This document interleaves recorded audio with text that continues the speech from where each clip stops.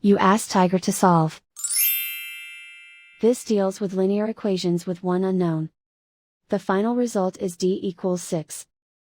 Let's solve it step by step. Swap sides. Group all constants on the right side of the equation. Add 26 to both sides. Simplify the arithmetic.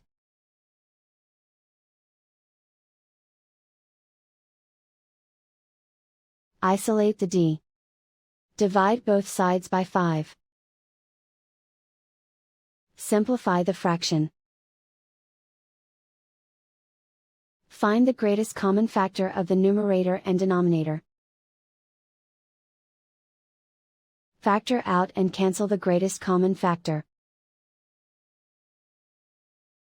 And so the final result is d equals 6.